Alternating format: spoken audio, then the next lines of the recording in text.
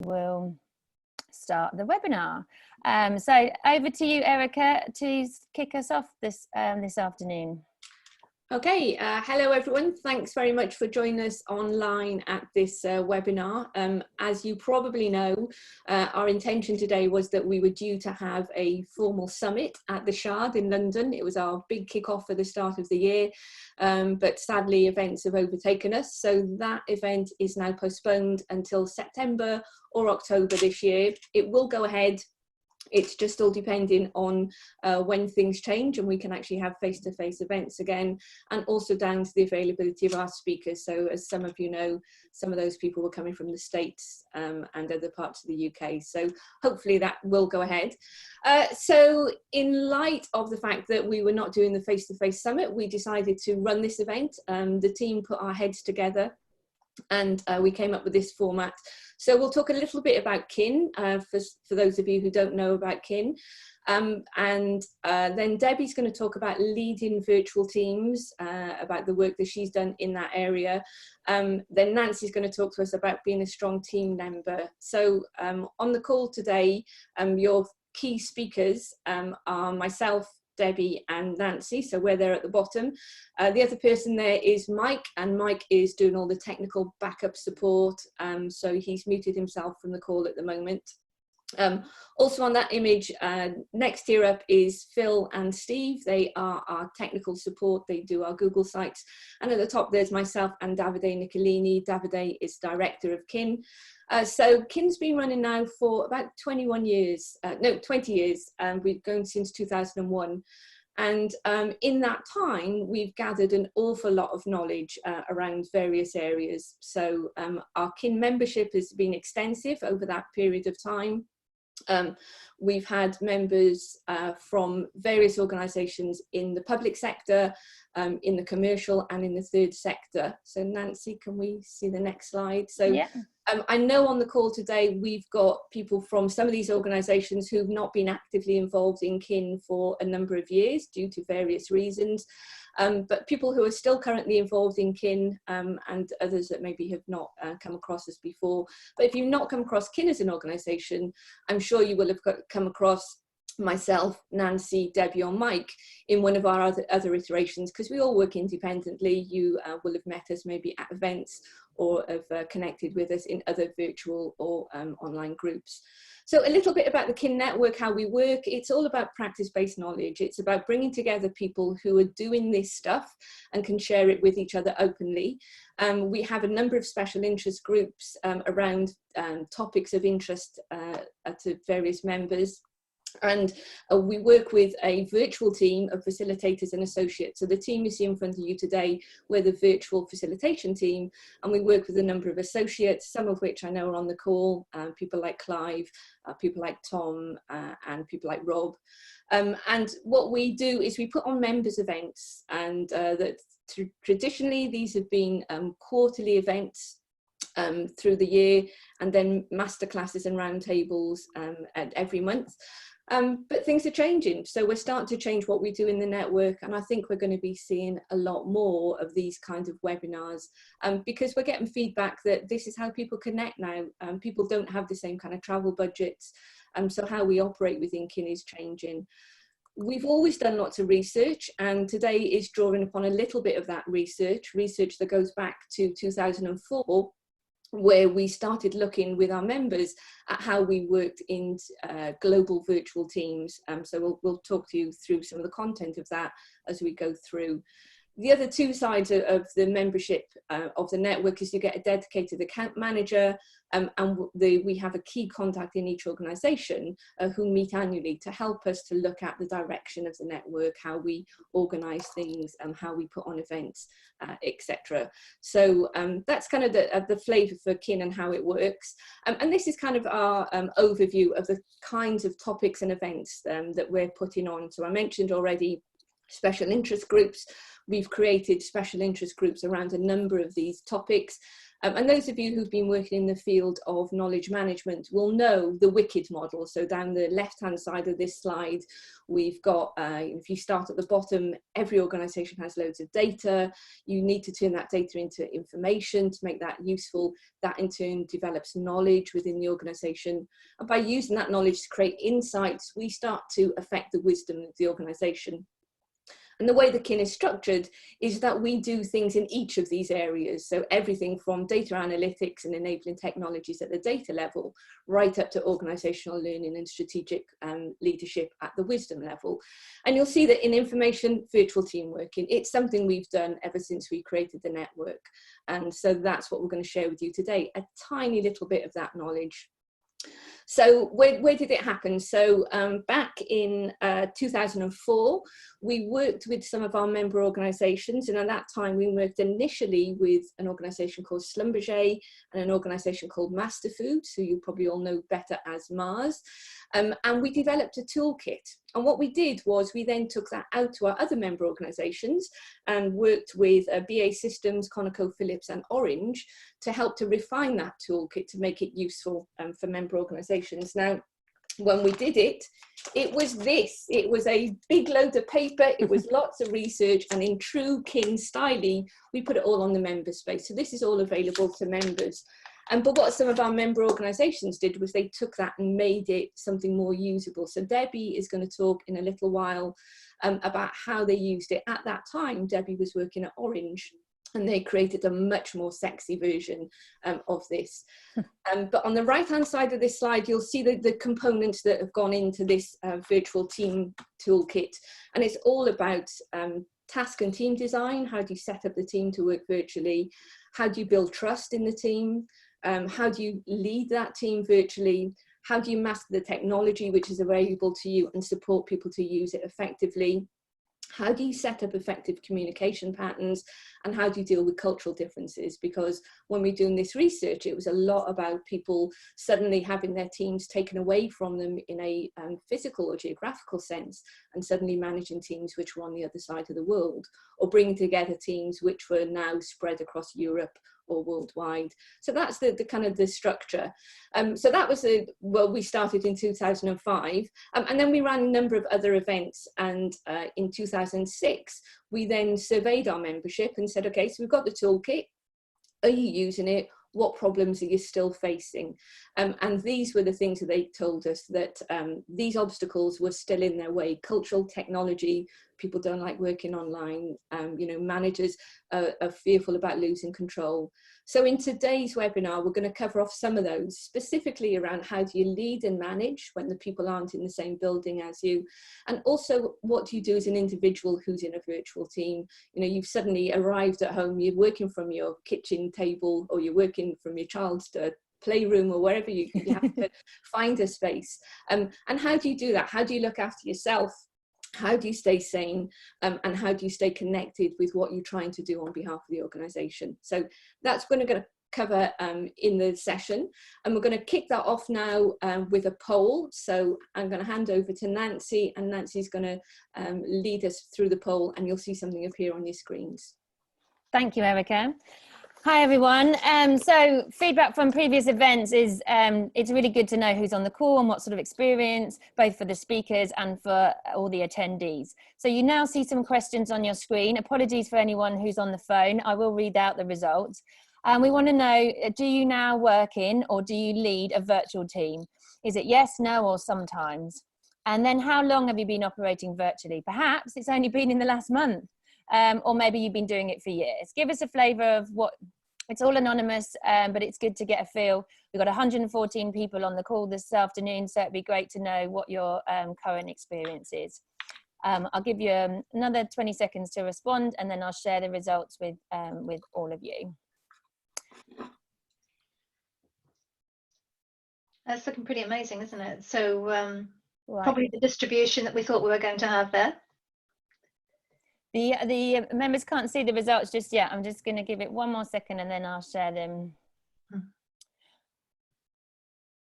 Okay. Yeah, there's a good point on the chat, actually. Some people are saying they've always worked flexibly, But that's quite different to suddenly being locked down and only being able to work at home. So yeah, fair point.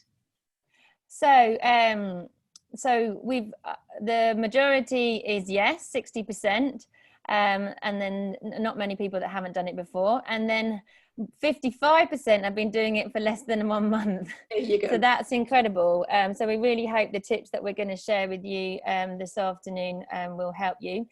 And then just if you want to share a bit more, how are you feeling about working virtually? We've already kicked that off in the chat. Maybe there's a hashtag to best describe. Are you confident? Are you lonely? Maybe there's one word if you want to share that, you can. But I'm going to stop sharing the results and I'm going to hand over to Debbie to take us forward with the next part. But thank you for all completing that. It's really great to see we're in good company. We're all experiencing similar things. Okay. Okie dokie. So is it going across into screen mode now for you guys? Now it is, yeah.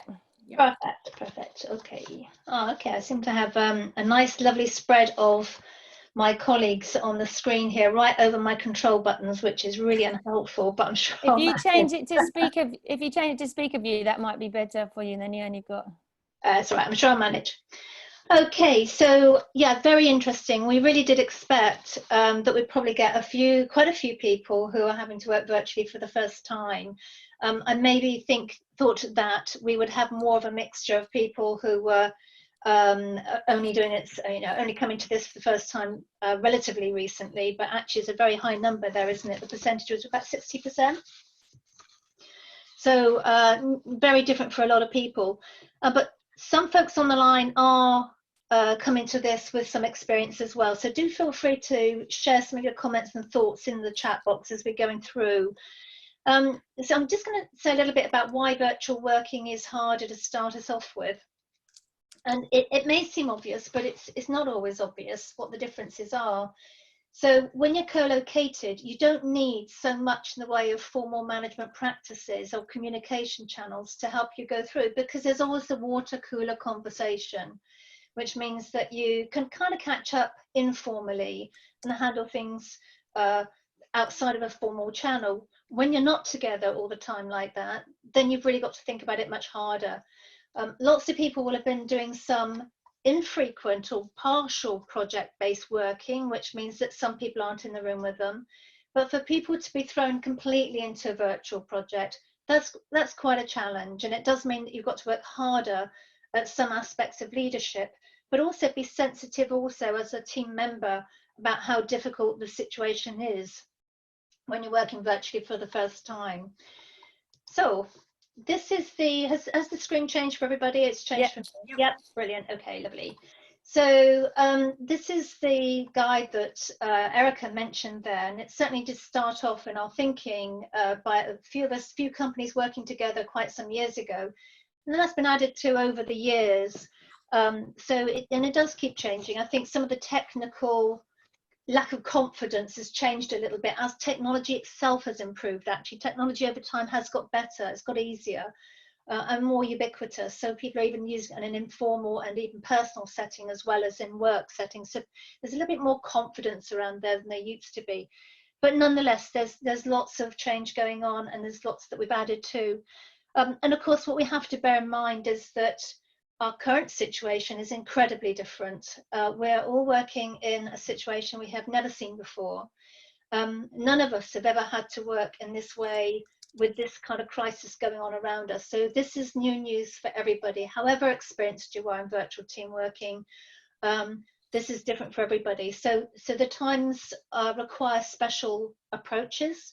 And with that in mind, what we've done with the guide and with other material that we've pulled together in Kin is we've just pulled together a few slides to pick out the specific things which I think will be of more significance at the moment than perhaps at other times. So the particular points we've picked out start with this one, which is actually even thinking about the task and the design of the team itself. Because you're not co-located and it's not obvious, then actually working together isn't as easy as it is a face-to-face team. And also bear in mind, because we're in such changing circumstances, it does mean that often the teams that you're working in might not be the teams you're used to working in either. We're having to do an awful lot of things differently, and therefore, while some of those your virtual teams may be the same people you're used to working, for lots of people they're not. They are different. So just bear that one in mind as to the fact that lots of people are coming together for the first time, not having worked together at all previously.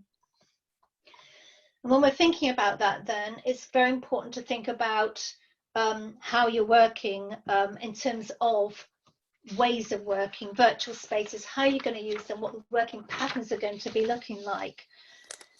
So for many people, you will have already started this virtual working practices now, maybe only for a week or two. But we would advocate that you should perhaps think about just standing back. Maybe tomorrow will be a good day, it's Friday, end of a week might be at the end of your first week of working like this, or a second week of working like this. And it might be a good idea to stand back as a leader in terms of understanding what's gone well, what's not gone well, just reflecting what this working virtually has been like for you as a team together, and maybe to agree some changes or to emphasize some aspects which are working well amongst you. So certainly do feel free to, or do take time out to reflect on how you're working, and as a leader, how you're getting on with that working. And when you're leading a virtual team, that can be especially challenging. If I have to give you one word which is desperately important here, it's clarity.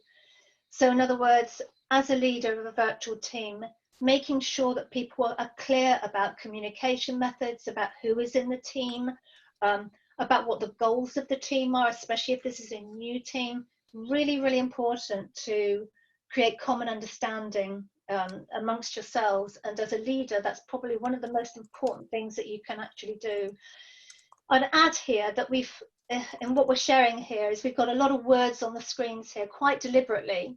Only picking out one or two, because what we want to give to you at the end of this webinar today is a good giveaway with lots of hints and tips in it that you can use after today. So this isn't just a one-off webinar, but you'll have a takeaway at the end of this where you can use these slides hopefully to help you in your work. Okay, so moving on. In terms of a communication, another one which we've picked out, so task and team design as a leader is incredibly important, but also so is effective communication. So you're not getting any of those water cooler conversations. And what that also means is that everything that happens at that point of communication, when you're in the virtual space, it can easily be misconstrued. So making sure that you've got clarity, that you're communicating honestly and openly, and that may well sometimes admitting to the fact that what you don't know as much as what you do know is incredibly important.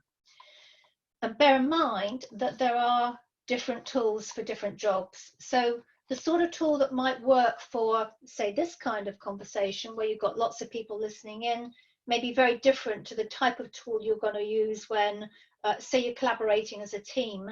But there again, will be very different to, say, just sending off or enabling people to have a little channel just to ask a question, just a bit of, to spring off questions, or just to ask how people are as a very quick, easy channel in the backdrop. So you can't have that chit chat anymore in the office. You can't look out for people in the way that you would do. So how do you do that? You need to design the right kind of tools to enable that to happen. Very good point here. Every time there is a misunderstanding, you lose time in a virtual team, and it's very hard then to make it back up again. So just to bear that one in mind as well. Okay. So a few hints and tips here about communication. Predictability and quality count.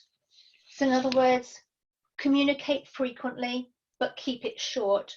So whereas in a normal meeting, you might have felt able to cover quite a lot of complex information or decision making, when you're working virtually, it's much better to have more of those meetings, but to keep a particular topic much more tightly scoped. so that you're only dealing with one particular topic at a time if you can make it that way. That's much more important than trying to have very long detailed communication, and I don't know if that's something that people feel comfortable with or experienced with. It might be, I'm not watching the chat line going through here, but certainly predictability and quality is more important than having very long meetings covering a lot of topics. So frequent interaction is really important, and that's frequent interaction both as a team but also in terms of your one-to-one role as a manager, and I'll come back to that in a minute. So trust as a leader at this time is probably more important than ever. Ways in which you can help to foster trust are things like making sure you're measuring the outputs of what you're dealing with, that you're not overseeing how people work. You have to bear that in mind, that there's probably a different range of stakeholders that you're now having to be involved with, and you need as a leader to be able to think through how you're going to engender confidence and trust with that wide range of stakeholders, as well as have different kind of communication methods with them. So you've got your team, but you also potentially have your managers or your co-workers, and therefore how are you going to manage your communication with those particular different groups. Informal conversations are more important than ever. And I don't just mean informal conversations with your actual team, but giving space for that in your team work, but also in terms of your one-to-one communications. People at the moment are likely to be frightened, they're likely to be worried, they may well be frightened about their actual jobs, they might be frightened about the security of their jobs, they might be frightened about how their jobs are taking them into dangerous situations, for example. So therefore, making sure that they have room to be able to talk about those sorts of issues and worries is very important. And at a personal level, a lot of people will be handling elderly parents and be worried about people with underlying conditions. So bear in mind that there's a lot going on for people at the moment. So having a little bit more flexibility and empathy for those sorts of issues is more important than ever. And don't forget about yourself as well. It can be very stressful, especially if you come into leadership role in this particular way for the first time. You may well find as a leader more is being asked for you than ever before. You may feel that the world of work is a bit out of control, as well as your personal life at the moment. And therefore, be conscious that you yourself may be suffering from stress, but so might others. And I know that Nancy will come back to this in a minute. If I have to leave you with one message here, and it's that last little quote there really, which is, the leader above all is a trust builder, and therefore think of ways in which you can achieve that at this time, more important than ever. Think about clarity, think about honesty, think about getting those communication methods fit for purpose, and don't be frightened about asking for feedback in terms of how well those things are going, and also about scheduling time for reflection in your team diary, so that people have a chance to openly give feedback as well. We have got one more giveaway here. You're never going to be able to read this, it's far too much information, but the point about this is, number one, you'll have this to take away, but number two is, normally when you're forming a virtual team, you would spend time going from the research stage to team formation, to actually the early stages of teamwork, to sustaining the team, and basically different things happen at different times. I had a go at actually highlighting in purple here, when you're in a crisis and this is happening quickly, how much of this are you having to do really quickly, very, very rapidly, and you can just see how much is having to happen. So have a look through that list. Basically, people are having to do all this very, very quickly with little choice in the matter. So just bear that in mind, but hopefully it'll be a good checklist for you and hopefully help you to work more effectively and thrive a bit better, both as a leader, but also in terms of your team working, and potentially even in the future. Hopefully there'll be stuff that you can pick up from this, and maybe in the future, maybe we'll all be doing a bit more virtual working, and maybe that'll be an outcome from this terrible crisis that we're in at the moment. I am going to hand over now to Nancy, who is going to talk to us a bit more about the role of a team member now in terms of virtual working. Thank you, guys. And I just invited, thank you, Debbie. I just invited the group if they had any questions specifically for you on leading virtual teams, that they can raise them. But I'm fascinated. There's lots of chat going on, lots of great examples from what the people on the call are experiencing. From the distance, allowing sometimes creativity and different things are happening, and almost diluting some of the tensions. I love that from what Mark was saying. So yes, if you've got a specific question for Debbie, mark it for Debbie in the chat and we can come back to it at the end. But do think about, it sounds like this reflective mode that you're all going to take away, and think a bit more about that. So do think more and ask any questions. I don't think there's any pressing, so I'll move on to my slides and then we can have a bit more of a discussion at the end. So I wanted to reflect on what it means to be a strong virtual team member. I've had a bit of experience. I had a boss in Australia for 6 years when I was at Cadbury, who I hardly ever saw, and other people dotted around the different regions of the world. So, you know, as early as 2002, this was just the way of operating. Obviously now I support many online communities, and that's all virtual teams, employee communities across countries, clients, peers, and now I'm teaching my mother-in-law and things how to use Zoom and other technologies. So now I'm doing it with friends and family. And what I've found is there's lots of science out there, but what I've done today is really thought about the practical things that you might be able to apply to help you be a strong team member, sorry. I've broken it down into 3 areas. The sort of support you can give your leader during this, because as I say, it may be brand new for them as well. Some tips on how to take care of others and what you can do to support them, and then self-care. We had a great masterclass back in October with some specialists in this area, and we've got some tips from them that I can share with you. Okay, I'm just going to move the window so I can see the slides better. So to be a good team member, that preparation and communication is key.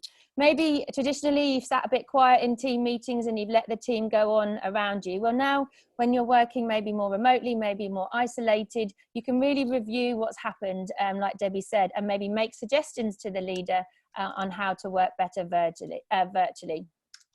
Wherever possible, encourage the leader to also encourage further input from the team, because all of these things are affecting everyone. And if you involve everyone, then you're going to be more successful. So I love Gemma's comment that they're bringing their campaign, ideas campaign forward at Severn Trent, because if it involves everyone, the solutions that are found are going to have a greater impact. So encourage, your leader might be really full up at the moment and might not possibly think about these things. So be confident and share them with them. Whatever format you're currently trying, I suppose the important thing, or what you've suggested, is you agree a period to try it for, maybe a week, a month, but you're flexible, and give a temperature check at the end of the meetings or email updates or whatever you're using to make sure that it's still meeting the needs of the audience. I walk into companies regularly and see people have really unsuccessful team meetings face to face. So I think we can be brave when there's a change and sort of say, is it worth us all going around the table? Is it worth us sharing something in advance and then discussing it? How can we be as effective as possible as we're going through this change? Whatever you agree, make sure you communicate the expectations and everyone's clear on what they're doing together. Other things you can do is be regular and be consistent. Often people can feel quite isolated in a virtual team. So if they know they've got a team meeting coming up or a team connection, then they can save it and have an opportunity to raise those points. I'm hearing lots from the people I'm working with that daily check-ins, the change is happening so rapid that actually a daily check-in with everybody, be it online or in a meeting, just to say this is the state of play today, please carry on with these tasks, and everyone's clear, and it gives people an opportunity perhaps to ask for help and things like that. If you're doing meetings, make them as effective as possible. Maybe you had lots of time to do informal chats and now you're using new tools like Zoom, make sure that the people using it are familiar with the new tool, and maybe give them a one-on-one so that you don't have that uncomfortableness at the beginning where everyone's coming in and out and things like that. But most importantly, keep it human. You know, as a team member, what you can do is lead the way here and actually allow time for that informal discussion. Maybe all agree next time we're going to put our cameras on, if it's not something that's normally a normal behavior in your company. You know, allow that time to find out how everyone's doing, because you don't know what they're facing. And wherever possible, increase that visibility. There's great tools out there. I don't know what you currently use in when you're face to face, but things like Trello, when you can give assigned tasks, dates, you can color code them. I find them really effective. And also they send me a reminder when I've forgotten to do something, so no one has to chase me, which I love that, because you don't want to be reminded perhaps by another team member. So you can suggest things like that to help you work as a strong team member. This is second nature to most of you if you're knowledge managers, but sometimes the rest of the businesses carry on, especially in times of crisis, and not necessarily make that time for reflection. So whatever you do, encourage your team to reflect on what worked, what didn't, and what could we do differently. It could be just a quick poll on online afterwards, or a quick survey, whatever it is, to make sure what you're focusing on the time together as a team is the most effective as possible. So that's the first part, how you can support the leader. And now it's important about taking care of others. So there's two ways of doing this, proactive and reactive. So you might have been used to spending every day having a coffee with the same person, maybe going for lunch with similar groups of people, and now you're working remotely. It might feel a bit daunting and a bit distant. So what I would do is map out those lists of people, that not just your team members or people you may have partnered on a project, but people you went to lunch with, maybe stopped for a bit longer at a coffee machine. And I call them my VIPs, your very important peers. And these are the things you want to continue regular interactions, and you want to let them know that you're there. So I heard some on one of the news reports that everyone in isolation needs 3 phone calls a day. I don't have the Sun research to back that up, but I kind of like that feeling. So maybe with your VIPs, and depending on what meetings you've got going on, you can have 3 interactions a day. Maybe you pick off a VIP 1 a day and speak to them, or 3 a week or something like that. So you're keeping in touch with those others. Really encourage the sharing of tips and ideas. And I know just with the networks I am with other mums, you know, everyone's being very creative at the moment on how to keep children engaged. So don't forget to ask what other of your peers are doing at work. Reactive. So this is a bit more subtle, and sometimes when we're very busy and, you know, worried ourselves, we might not always notice those subtle differences in colleagues that we've worked with. So people can tend to feel quite, lose a bit of confidence and self-esteem. And you might notice that when they're a bit more quiet on team calls, or perhaps on emails, maybe they're a bit shorter, maybe they're even sounding a bit frustrated or a bit argumentative. These are the people, as taking care of others, you can look out for, and maybe just check in with them that they're all right. Make sure that nothing is going on that you can help them with. If they share their current challenges, and you can reassure them that they're making the right decisions, or perhaps refer them for further help. It's important that they have a channel to discuss them, because what you'd normally do walking across the office and say, you know, I don't know what to do with this situation. How do we create those serendipity moments happening online? So listen out and observe your colleagues, and where possible, reach out to them. If it works, and I'm sure it will, then encourage them to do the same. And then if they role model those behaviours, then you can see your team and your organisation, you know, mirroring those behaviours. It can only help you all.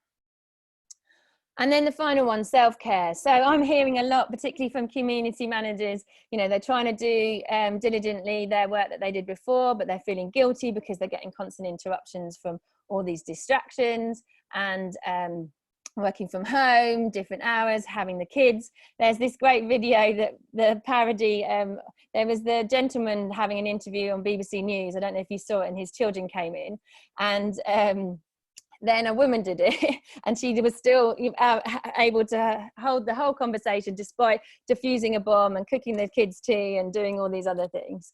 So you've got to think, this is what none of us know what each of us are currently facing when you jump into their home when you're doing a virtual connection. So I suppose we just need to be sensitive to that, and what we can do is, you know, not overpromise, maybe be really clear what we can and can't do. There might be a few things we can't do, or not in the same time scale, but no one's going to mind as long as you communicate and prepare and say to your teams what you can and what you can't do, and not feel guilty, because that's when that anxiety and stress can multiply, which we don't want. So we had a great masterclass. So all the kin members on the call, you have access to this if you haven't seen this already. The Good Thinking team created some great resources about tackling isolation and burnout. I've lifted a couple of things that, with their permission, that I can share today, but I encourage you all to look them up, and they're giving out daily tips at the moment as well, which is fantastic. And there's a self-assessment, which I'll come on to in a second. What they found is when we're in a change period of transition, or that we tend not to think about ourselves. We're in a sort of production mode and we don't sort of stop and think. And actually some of these things, you know, keeping active, not, you know, taking a break, having, doing something that you're good at, maybe if you're tackling a problem that is feeling overwhelming, do something that you're good at and then come back to it. It's really simple and obvious when I read them, but actually if I think of yesterday, how many of those things did I actually do? It's a start reminder of what we can do more of to better self-care. So in a moment I'm going to ask you to a poll to see what have you done in the last week from these sorts of things, and also what you're thinking about you might do differently in the coming week, because I think it'll be interesting, and see if we can all better self-care and care for others. I'm seeing lots of stuff on social media. There's sort of corona kindness, which I'm loving, you know, but what can we do internally as well? So we want to empower ourselves. That's the most important thing, because all of us want ourselves, our teams, our projects, and our leaders to be strong, healthy, and happy during this time when we're working virtually. So stay in touch, communicate regularly. And if you feel ever that you're not sure if you're doing the right thing, or the anxiety is becoming a little bit overwhelming, there's a great self-assessment check here from the Good Thinking team, where you can get some real constructive advice and support to your specific needs. So I highly recommend you having a look at that and sharing it with others. It's designed for community managers, but it's relevant for everybody, and it really helps you just okay, I need to get up and have a coffee. You know, in the office I always did that, but I haven't actually moved for 3 hours, or something, you know, something like that. So empower yourself and feel strong. Okay, I'm not going to ask any questions. I'm going to run this poll, so bear with me one sec. So we're really interested because we think these things are really important to help us keep ourselves healthy and be a strong team member. So we want to know, what have you done realistically, what have you tried in the last 7 days, and what have you tried in the next 7 days? Is that working for everyone? I can't see any votes. Michael, is that? There you go. Now it's working. Just took a minute. So realistically, what have you tried in the last 7 days, and what might you try in the coming days? Keep active, eat well, drink sensibly, keep in touch, sort of make a point of making those 3 phone calls a day. Care for others.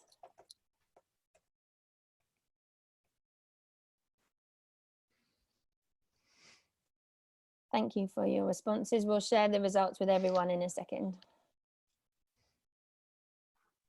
I was going to say that some people can't submit. That's because you're using the web version. It's only the app version that allows you to vote on it. So apologies for that. Oh, thank you, Michael. Right, let's end the poll there, and I will share the results. Let's see what people... So keep active. We're all making use of our one exercise, or outside of our home exercise a day. That's good. Asking for help is so low. Oh, I'm sad about that. Come on, guys. Look, you've got this great network of people on the call today. Don't suffer alone. Keep talking to others and asking for help. So what are you going to do differently? Oh, same strong one again. We're going to, 70% are going to keep active, but this is much higher on all of them. Even asking for help is 40% as well. So that's really good. And I like that the comment said, actually, I asked for help for the first time and I was amazed by response. That's great. Thank you for sharing that example. And if you've got any other examples of how you've worked in a virtual team and what you've tried that's worked, feel free to share it in the chat, because we're all finding that useful. Okay, I think we're going to have time for a few questions. Erica, while we're asking for questions, shall we tell them a bit more about the coming events, and then we'll, so I might have done these round the wrong way. Yeah, that's okay. Oh. So just to say that, you know, today, as I mentioned, was a kind of a step in. We were due to have a face-to-face event. We had 3 other face-to-face events planned into the year. And we've now turned 2 of those into virtual events. So the first one, artificial intelligence and design thinking. This was going to be a face-to-face event, was going to be at Norton Rose Fulbright in London, but now it's going to be an online class. It's led by Tom Parsons. Tom Parsons is a former kin member who left, he was working at Airbus, and then he left Airbus and set up his own company where he works a lot with artificial intelligence. And so he's coming back as one of our associates to run this class. It's going to be 2 hours long. It's going to be from 2 o'clock till 4:30. And he's really sharing his insights and his application of 2 separate things. How do you use artificial intelligence? And one of the things that's coming out of that is actually, in order to make the most of it, you've got to have good data sets, you've got to have good information and knowledge for it to work with. And then design thinking. How do you think about setting new ways of doing things and being more innovative in organisations? So that's a 2-hour online, and we'll send out the information on this and a link to Eventbrite. I think might even be done today already. I think Louise is on top of that. And then on the 28th of May, again, another masterclass. This is going to be a 1-hour masterclass. We've trimmed this back quite a lot because what we were going to do in the face-to-face event was very kind of hands-on interactive. And in fact, we're having conversations at the moment, how much of this can we do online? Because one of the things is an assessment which helps you to understand on a continuum, am I someone who is at one end of the scale more creative or and innovative, or someone who likes to follow procedures and I'm more kind of organized and structured? So we're looking at how that's going to work online and how we can actually get you to do the profile beforehand. But hopefully by the 28th of May, we'll have all those things sorted. We'll be able to do the whole thing virtually.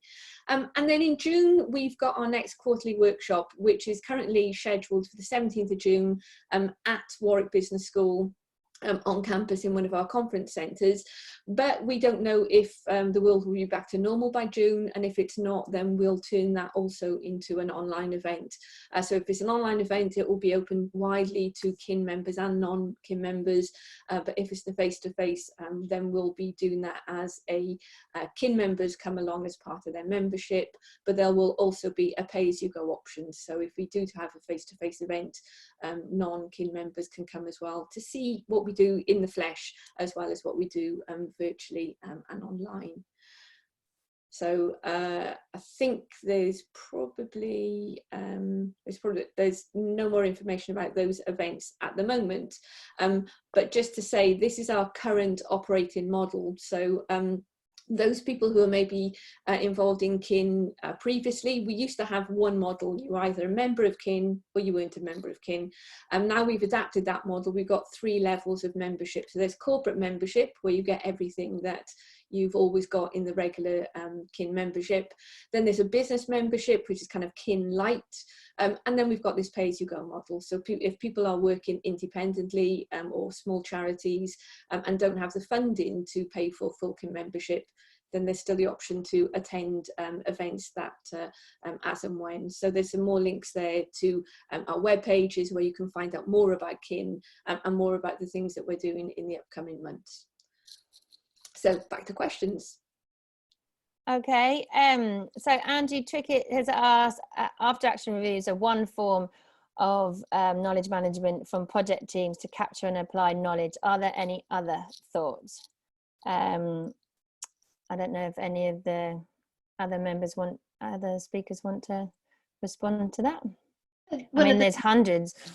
Yeah, one of the things, absolutely hundreds. And it did occur to me, I think we've got quite a few people who are central to communities or have got knowledge management background on the line.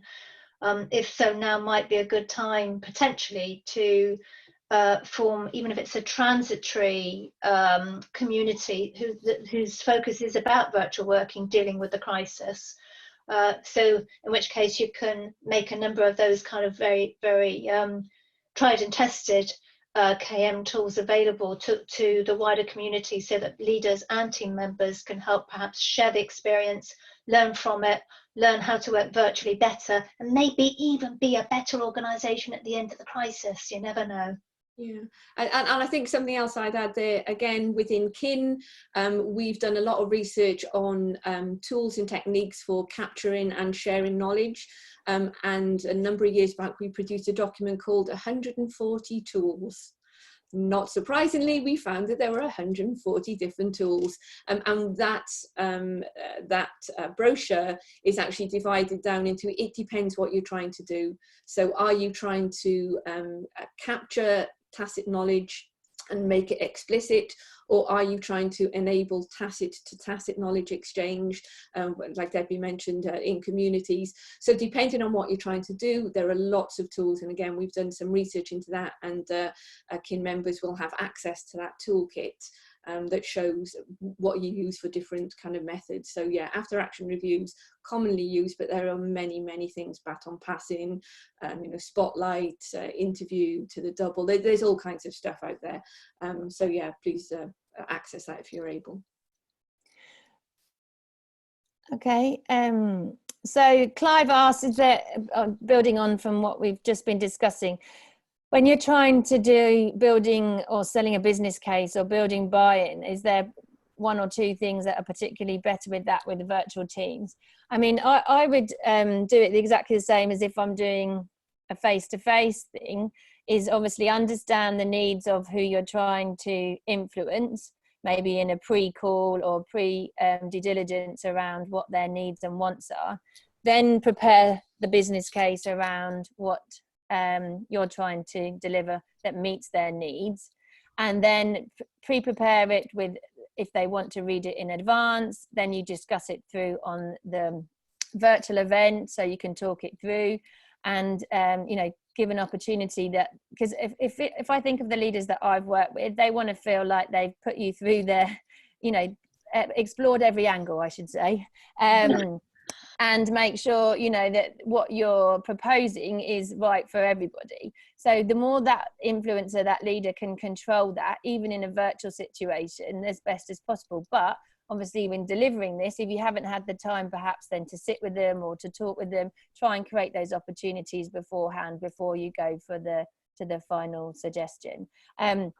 On other examples, and I talked about this on something last week, I mean, even in crisis situations, you can come together and create knowledge in a super fast time. You know, everyone's understand first what the group's pain point is, what do they need. For community managers, it's, you know, what can we say, what can we not say, what can we get them to do? So we co-created resources to support them in that. So, you know, we all created different parts, we peer reviewed it, and suddenly within hours we had resources and knowledge that was approved, you know, that we could all share from the company. So you can do stuff depending on what Erica said, the need and, you know, what and the audience that you're trying to do. You can still do that virtually in whatever, even on email. Yeah, and I think my answer to your question there, Clive, I think for me, find the thing that if you're working purely virtually, the biggest thing that it's difficult to do online that you would do naturally face-to-face is build trust. And that's why in the virtual team toolkit, there's a whole section that talks about that, because people, if they've never met you, it's very difficult to share things with you and trust you. They're not going to tell you things they've done wrong or share their problems with you. And when you have only virtual, if you just do everything via audio, or you do everything via email, it doesn't work. So that's where things like this are absolutely fantastic, because research has shown that even if we're just doing this face-to-face, yeah, it's that eye contact, it's that face-to-face thing. And then, you know, if I'm you know, telling something to you, you can kind of read my body language. And if I'm telling you a lie, or, you know, there's mistrust, or people don't understand, and then got these faces, you know, so the being able to see the white of somebody's eyes helps that. So I think trying to build a team, a virtual team, and trying for people to work offline where there's no visual contact at all really will kind of destroy trust and social cohesion in the team. So I think that for me, that's one of the most difficult things to build in a virtual environment. And that's why regular and consistent communication, even if you haven't got an update, if you're quiet, people will get scared and they'll worry. And even if you can, you know, reassure them every single day, we're fine, we're going forward with this is what we're doing, and why it's relevant, even during, you know, uncertain times. Just totally that clear and consistent communication. I've worked with 2 leaders just recently, and they said, but I didn't have any good news. And it's like, it's okay. Just tell them that and be clear about it. That day of silence when you didn't do that check-in caused all sorts of distraction and concern for the group. People will definitely read in the space, won't they? So if there's silence, they'll fill it. Absolutely. It's the grapevine, isn't it? So if you're not communicating regularly, the grapevine will. Yeah. So, and the slide, there's all kinds of issues around isolation where people feel nobody's telling me anything. And that's where the communication with the leader is absolutely paramount. Yeah. And that's kind of why we chose this last slide, really. It's a courtesy of Dominic Mason, but it's a really nice slide about the role of the leader in a crisis. And I'm sure we can all reflect at the moment on how well, or how not poorly, but at times that perhaps our leadership hasn't been as good at other times. And then every now and again, I mean, as a government, and every now and again it gets a bit better. And if you look at these kind of 4 points here, it says it all, really, that when you're a leader in a time of crisis, then it echoes really what Nancy was saying, that be accurate, frequently updated information, but be honest, because if you haven't got anything to say, or if you haven't got the answers, if you don't know the answer, say so. Don't make it up as you go, or hide the truth. So tell people where you are, be clear about the plan, and be clear about their role in the plan, and also what you're going to do and when you're going to do it, so that there's that frequent touch points, really, to echo what Erica was saying there.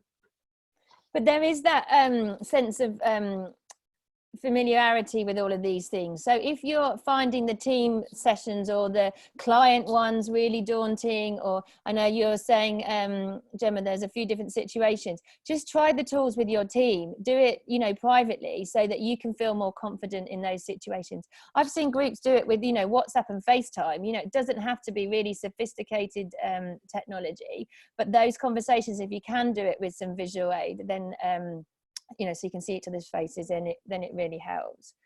Is there any more burning questions before we come to close? We've had some great discussions. There's lots we might pick up with you afterwards, or on our LinkedIn or Twitter channels, because there's lots of interesting things that we've definitely got experience on that we might not have covered specifically. Any more questions before I run the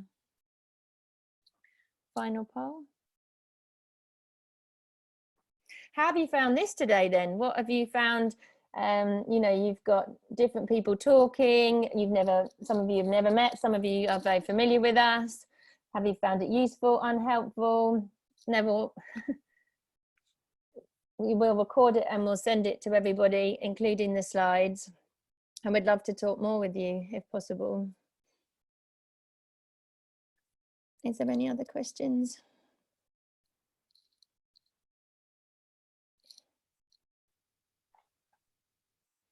I love the polls, for me personally, for delivering these, if you want to try it, because when you're just delivering a lecture and you don't see anyone other than the other speakers, it's really intimidating. So having your feedback, and thank you, you've all been highly active throughout, so we do appreciate. So, Nancy, can I just add one? Someone said about someone, especially with the cameras, about not having the cameras on, and some people have no makeup days, but actually on Zoom it's actually a button called touch up my appearance, which I've got turned on at the moment. Can't you tell? We've all been as you can see.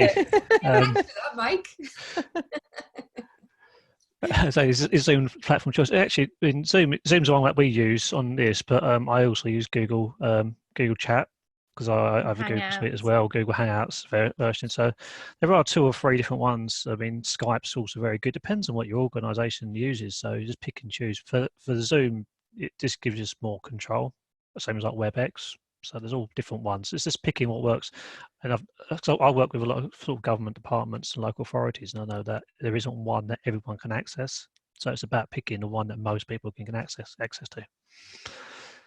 And we use webinar tool today because of this numbers of registrations, but I would use meeting of Zoom if for smaller groups. So anything 20 or less, I would use meeting and webinar for plus. But I mean, I think there's other tools, but so that's why when you all came in, you were all muted and you didn't have your cameras on, because this was a webinar one, and we had over, I think, 120 at one time. So yeah, I think a couple of people are mentioning using MS Teams. Yeah, of course you could. That's exactly the same. It's a fantastic tool as long as you've got Office 365. So one of our issues from a kin perspective is that not all of our member organisations get Office 365. In fact, kin, we operate out of Google. So if you have that tool available to you, my understanding is that it's a really good tool, because you can do the whole thing. You can do the chat as a whole team, chat to individuals, face to face and everything. So Mike, you've got experience of that one as well?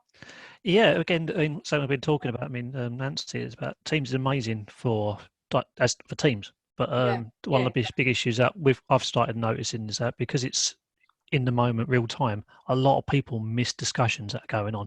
Yeah. So sometimes like a slower community approach can be better, because people can pick up at different times, especially with people working potentially odd hours or dipping in and dipping out. They may completely miss a conversation that's going on. Yeah. So it's about trying to find the right ways and approaches for communication to happen and picking the right tools. But yeah, Teams is very good. Google's very good. I use Slack as well. Yeah, you can do chats with groups on Slack as well. So there's loads of different options. It's about picking what works for as many people as possible and people you're working with. And the only issue is when you've got to do cross organisation, that you might need to find something different, because it doesn't always work. But and some really good things people have asked about. Clive asked about the text, and I'll try and at some point write a summary, or we try and write a summary, some of the key things. But it's been great on there, some really cool little tips and ideas. Yeah, and I think from our point of view, it's good to know that we've hit such a high mark on helpful and very helpful today. And if there are specific topics that either have come out of today's conversations, or indeed other topics that you would like us to cover, then please do join in the conversation with us. Let us know what else would you like to know from the kin team, because we've got lots of experience in the team on all the kind of issues you're going to be dealing with. So please get in touch, let us know what you want, and we'll do what we can to fill that gap.